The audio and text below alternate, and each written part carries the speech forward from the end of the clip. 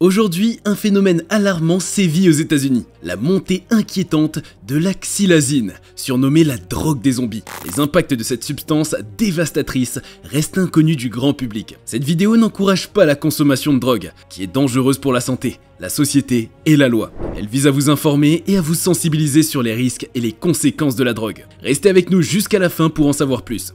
L'impact dévastateur de la xylazine, l'alarmante émergence de la drogue des zombies aux États-Unis.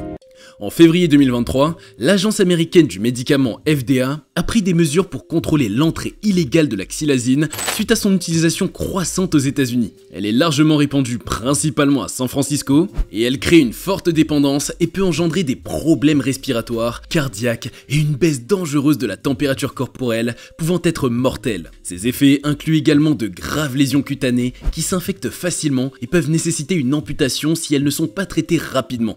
La xylazine est surnommée la drogue du zombie en raison de ses effets sur la peau nécrosée et la démarche lente et courbée qu'elle provoque. Dans les cas les plus graves, elle peut entraîner une sédation ou un coma conduisant au décès. En avril, elle a été classée comme une menace émergente. Surnommée Tranq, elle fait des ravages aux États-Unis, où elle est connue sous le nom de drogue du zombie.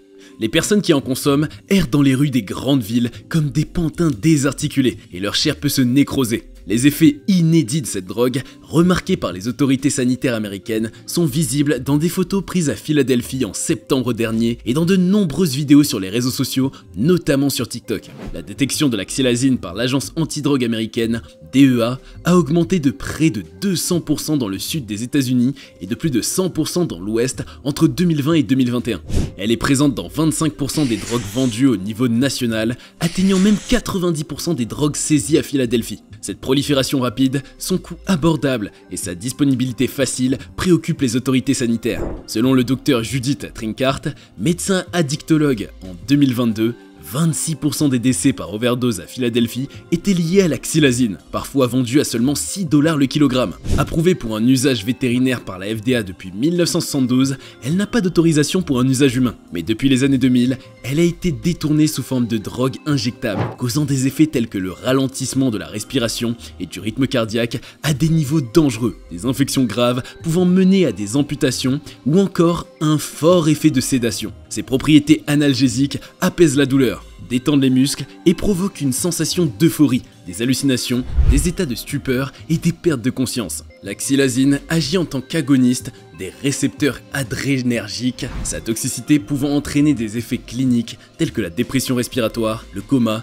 la bradycardie, l'hypotension et l'hyperglycémie. Des arythmies ventriculaires ont également été rapportées, comme le mentionne Lance dans une fiche technique. Le gouvernement est dans l'obligation sous 3 mois de soumettre au Congrès un plan d'action abordant divers domaines. Parmi eux figurent des tests accrus pour détecter la drogue, des analyses approfondies pour mieux comprendre ses sources, notamment si elle est détournée aux États-Unis ou provient de Chine, afin de contrer sa présence croissante sur le marché illicite. La recherche médicale est une autre priorité, car la naloxone, antidote pour les overdoses aux opioïdes comme le fentanyl, ne fonctionne pas contre la xylazine. Selon la FDA, entre 2010 et 2015, la xylazine était détectée dans 2% des décès liés aux overdoses d'opioïdes, et ce taux a atteint 31% en 2019. Cette situation préoccupe les autorités américaines, officiellement classées comme une menace pour le pays. La Drug Enforcement Administration, DEA, équivalent de la brigade des stupéfiants, la qualifie même de la menace médicamenteuse la plus meurtrière à laquelle le pays n'ait jamais été confronté. Les statistiques des autorités sanitaires américaines, les CDC, révèlent que 107 735 Américains sont décédés d'intoxication médicamenteuse entre août 2021 et août 2022, dont 66% impliquaient des opioïdes synthétiques comme le fentanyl. En ce qui concerne la xylazine, une étude récente estime que 26% des overdoses mortelles en Pennsylvanie en 2020 étaient liées à cette substance, tout comme 20% des décès par overdose dans le Maryland, état voisin de Washington. La consommation de ces substances entraîne également des lésions corporelles qui, en l'absence de traitement, peuvent devenir nécrotiques et conduire fréquemment à des amputations. Cependant, les ravages de la drogue zombie ne se limitent peut-être pas seulement aux États-Unis. Le phénomène s'étend également au Canada, comme le rapporte CBC, selon un rapport de Santé Canada publié en mars 2023. Le nombre d'identifications de xylazine dans les échantillons soumis au service d'analyse des drogues par les organismes d'application de la loi a augmenté depuis 2019. L'Europe est également touchée, bien que pour l'instant à moindre échelle par rapport à l'Amérique du Nord. Un premier décès lié à la xylazine a été enregistré au Royaume-Uni, comme l'ont rapporté des chercheurs du King's College de Londres dans le Journal of Forensic and Legal Medicine. La présence de la xylazine, la drogue du zombie, confirmée en France? La rumeur grandit sur les réseaux sociaux suite à la diffusion de 2 vidéos par le compte Serfia, la prétendue arrivée en France de la drogue du zombie. Pour rappel, ce surnom est attribué à la xylazine, un sédatif puissant destiné aux chevaux, mais qui, lorsqu'il est consommé par des humains, les plonge dans un état semi-conscient tout en les maintenant debout, créant une apparence de zombie. Valérie Benaïm a affirmé dans l'émission Touche pas à mon poste que cette drogue était présente en France, mais aucune overdose mortelle n'a été signalée jusqu'à présent. En réalité, cette information est erronée et avait déjà été vérifiée par plusieurs médias. Rien ne confirme, pour l'instant, sa présence en France. Avant d'être diffusée et discutée dans l'émission de Cyril Hanouna, cette fausse information avait été publiée la veille par le compte X, anciennement Twitter, de Serfia. Ce profil, suivi par plus de 700 000 abonnés sur les réseaux sociaux, affirmait que plusieurs cas similaires à la drogue du zombie avaient été signalés à Rouen ces derniers temps. Outre cette publication supprimée ultérieurement, la page avait partagé 2 vidéos montrant des individus présentés comme des consommateurs de tranq autour de Rouen. France 3, Normandie et Libération ont effectué des vérifications sur l'authenticité de ces 2 vidéos. Pour la première, montrant une femme marchant avec difficulté vers un homme, les commerçants de Darnétal ont confirmé que les 2 personnes étaient en situation de handicap. Quant à la seconde vidéo, l'auteur des images a expliqué que les 2 hommes affalés dans les transports en commun à Rouen étaient en état d'ébriété. Cette information n'a pas seulement été relayée par TPMP, Serfia et d'autres comptes sur X ou Snapchat. Le président des Républicains, Éric Ciotti, a également pris position. Dans un courrier adressé à la première ministre Elisabeth Borne, il a exprimé ses inquiétudes quant à la circulation supposée de ces substances provoquant des effets similaires à la drogue du zombie en France. Il évoque des images circulant sur les réseaux sociaux, appelant à une action au niveau européen pour classer la xylazine parmi les substances contrôlées en matière de précurseurs de drogue. De son côté, le préfet de Normandie et de la Seine-Maritime a réagi sur X pour démentir la vidéo. Il a appelé à la prudence face à un compte diffusant des contenus sensationnels qu'il n'a pas créés,